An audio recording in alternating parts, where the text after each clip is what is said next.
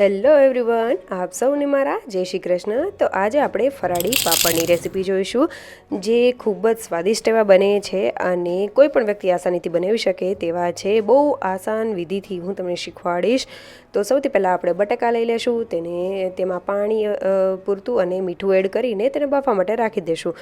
હવે તે થોડા ઠંડા થઈ જાય એટલે તેમાંથી છાલ કાઢી લેશું અને આ રીતે ખમણીની મદદથી ખમણી લેશું, જેથી કોઈ ગાંઠા ન રહી જાય। તેમાં કોથમરી બાર કાપેલી, જીરું, ચીલી ફ્લેક્સ અને સ્વાદ પ્રમાણે મીઠું એડ કરી દેશું અને આદું ખમણેલું એડ કરેલું છે। બધી વસ્તુને મિક્સ કરી લેશું અને હવે થોડું હાથમાં તેલ લગાવીને તેમાંથી લુવા બનાવી લેશું। તો અહીંયા આપણે કોઈ પણ જાતના પાટલાના કે કોઈ પણ પાપડનું મશીનની શેની જરૂર નહીં પડે, એમનેમ સરળતાથી આ પાપડ બનીને તૈયાર થઈ જશે। તો હવે સૌથી પહેલાં આપણે લુવા બનાવી લેશું અને હવે આ રીતની પ્લાસ્ટિકની જે કાગળ હોય તેની ઉપર લુવો મૂકીને તેની ઉપર પ્લાસ્ટિકની એક શીટ રાખી તેની ઉપર આ રીતનું કોઈ પણ વજનવાળું વસ્તુ હોય તો તેનાથી, અથવા તો ડીશ કે બધી જે ફ્લેટ વસ્તુ હોય તેનાથી આપણે આ રીતે પાપડ બનાવીને તૈયાર કરી લેશું। બીજે દિવસે મેં આખી રાત માટે રાખેલા હતા પંખા નીચે અને બીજે દિવસે મેં તેને સવારે એટલે તડકે રાખેલા છે અને સરસ એવા 1 થી 2 દિવસ તડકો દઈ અને આપણે તેને લઈ લેશું અને આ રીતે મીડિયમ ગરમ તેલમાં તેને તળીને તૈયાર કરી લેશું। આ પાપડ તમને એમનેમ પણ ખીચડી છે, ફરાળી